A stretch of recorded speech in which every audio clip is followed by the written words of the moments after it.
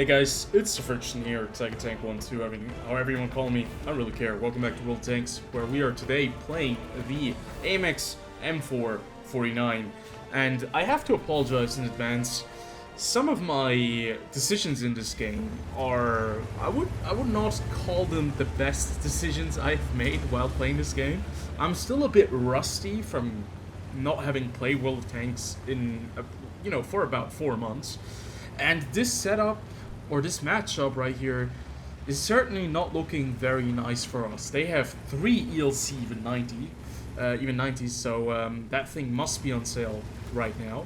And there are 2 artillery pieces, which might be troubling on this map. It's Abbey, and yeah, you can see right there, the middle fight has already begun. We lost the Lynx 6x6, but sadly that's just a vehicle that is like really miserable on this kind of map. We're gonna be playing the 1-2 line because I think with this heavy, this old school heavy that I'm currently now trying to free mark, it plays the best on the 1-2 line, maybe even on the 8 and 9 line, but yeah, I would stay away from the middle. It does offer a really big target as soon as you have the possibility of shooting it on the side. This thing is very quickly taken care of because the side armor is not that great. Now that M46 patent Korea that is over there on the other side is going to be one of our main adversaries, as well as the BZ-176 that is going to appear any second now. That guy is going to be a bit of a problem, but don't want to spoil too much.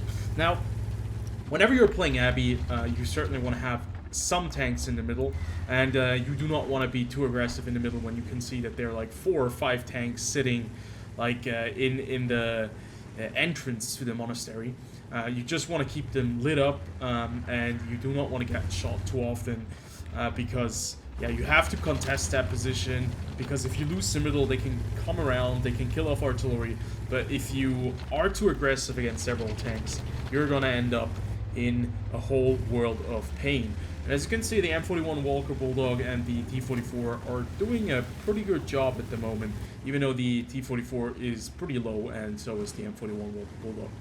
So, with only a M46 patent Korea and a BZ-176 in front of us, we actually should take the fight to the enemies. You can see our team on the other side, fighting the 8 and 9 line, have done a magnificent job at killing off an ELC, a Lynx 6x6, and a T2064.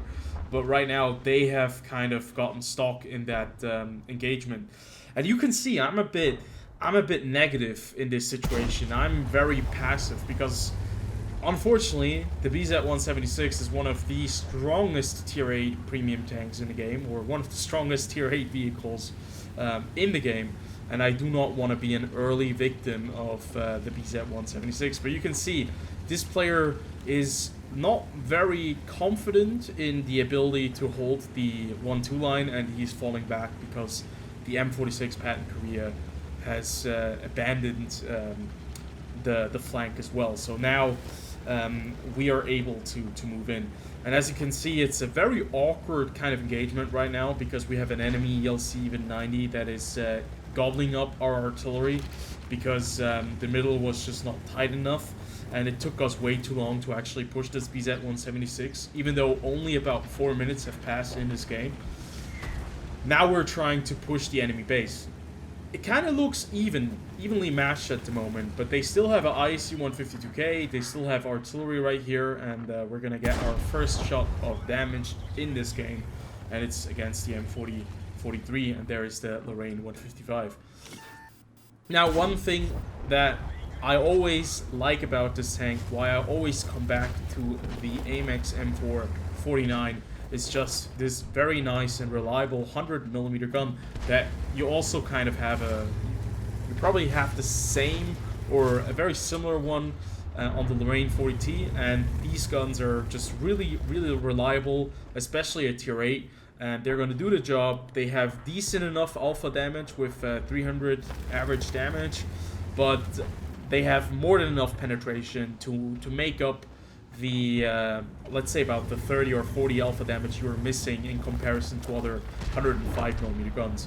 But yeah, the rate of fire, decent armor profile, and decent mobility make this vehicle a pretty good choice if you're looking for a heavy tank that is supposed to be versatile and is supposed to be able to, you know, do several different things without excelling at any of them. Now, the gun depression of this thing is actually not too bad, but as you can see right here, we're unable to really get the gun low enough, or depress it low enough, to shoot the BZ-176, and we do something really stupid. We actually drive over the ridgeline here, and we almost catch ourselves a very big 170... How big is the caliber? I'm not entirely sure. 160mm shell from the BZ-176. And thankfully, the second or third time around, we are not as callous to actually step over the ridge and try to shoot the BZ-176. I expected him to actually push the AMX 5100, since that tank is really low on HP, and he has all of the armor advantage, but turns out the BZ-176 is pretty passive, not willing to take any risks, and I think he's still somewhere around there. So as long as I know he's down there, I can actually engage this M46 Pat in Korea, just wait for him to light up again, and then we have to make a move, because as you can see, they have a one of the new Tier A premiums that they released, the MKPZ-68, which was capping, or somebody else is capping, and he's right there. And our team now has completely lost the 8 line because it took us way too long. As you can see, I'm still a bit rusty, because usually or normally I would have moved back way sooner. As soon as I've seen that people were losing the middle flank and maybe the other flank, I would have fallen back. But I thought that maybe I could still take on the M46 Pat in Korea, you know, keep them off while the rest of the team is running back. But I realize now that, yeah, these guys have no chance against an IS-3A and maybe some other vehicles that are there, if they have to take back the base, and the T-44, ELC, even 90, and the artillery is like messing them up. But as it turns out, thankfully they knock out the German Tier 8 premium medium tank, and now we have a very nice advantage on our hand, at least in terms of taking back the base. Somebody hit the ELC even 90, or he must have rushed away from the cap, because nobody is capping anymore. And we have a stock Panther 2, which by the way is a very painful vehicle to play if it's stock. And there we see a IS-3A. This IS-3A was actually pushing the 8 and 9 line, and once again you can actually see the reliability of this gun, and just the rate of fire as well. You barely have to touch your premium reserves whenever you're playing this vehicle. You don't have to fire any gold rounds or premium rounds, because I think 232mm of penetration is enough for almost any opponent, except for, you know, the Tier 9, Tier 10 tanks and the BZ-176, obviously. Right here you can see we have to take out the most dangerous opponent, which is the BZ-176. He's decided to push us all by himself, and now we know he fired. We have had more than enough HP to actually tank the shot, but the next round we will not survive. So what is really nice here, without really requesting for the immediate assistance, the AMX 5100 and the ELC even 90 did realize that we had to take on the BZ-176 together, and that's where we were able to knock out this guy and, you know, eat him completely, or take him out of the equation. So probably the most dangerous tank with the most amount of HP next to the T-44 in the enemy team, taken out of the equation right there. And the ELC even 90 is now going to be doing a fabulous job at pushing into the middle and providing us vision on the IS-3A. So the one tank that is now still missing is the ISC 152K, and we don't really know where that guy is, but I'm assuming he's going to be coming through the middle, or he's going to be coming through the 1-2 line. So we have to expect or hope that the AMX 5100 will light him up and maybe even be able to fire at him if he comes around from the 1-2 line. But the ELC even 90 will spot the ISU 152K if he does come from the middle. So what we have to do right now is we have to take out the T44 and the Patent Korea, because both of these guys are just going to be really annoying. And I make a bit of a aggressive play right there, and the T44 can no longer wait. He's going to be making a push.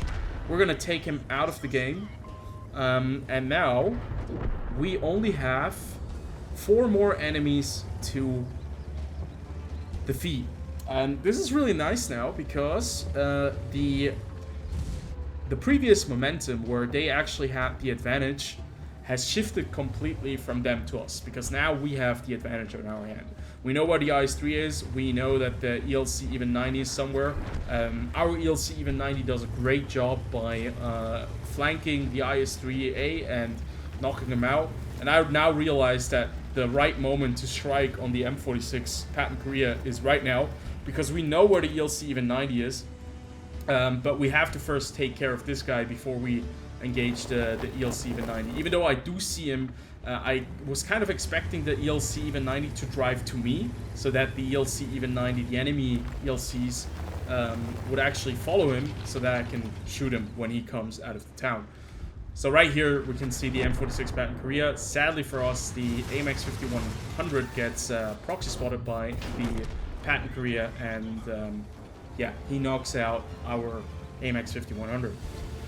But still, we're now at 4 kills, 3,000 damage dealt, which isn't the world in terms of massive damage, even in a tier 8 vehicle. It's nothing all too impressive.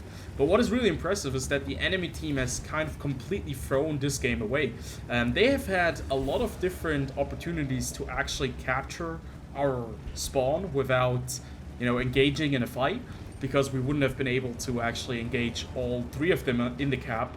Or they could have pushed us from different angles, or waited for a combined push right there.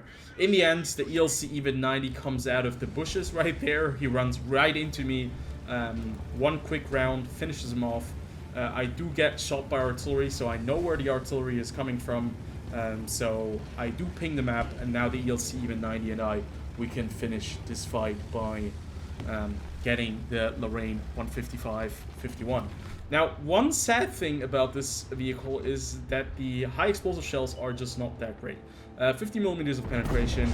I do fire right next to the gun at the cheek, but as you can see, I did not manage to penetrate him. But in the end, we get the ram kill, because he tries to ram kill us and he dies in the process, giving us the 6th kill. Top gun, 3,554 damage combined, giving me, I think, about 1% more in terms of marks of excellence. So right now I'm at about 92 or 91.7%. And yeah, this is a prime example on how to squander your pretty easy win by not focusing on either one.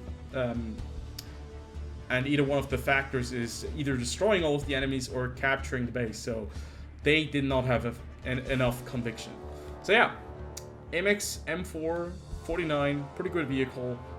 Still very decent if you're in a tier 8 matchup. And I can only highly recommend. So I see you guys on the next video. Until then, have a good one. And yeah, have a nice week.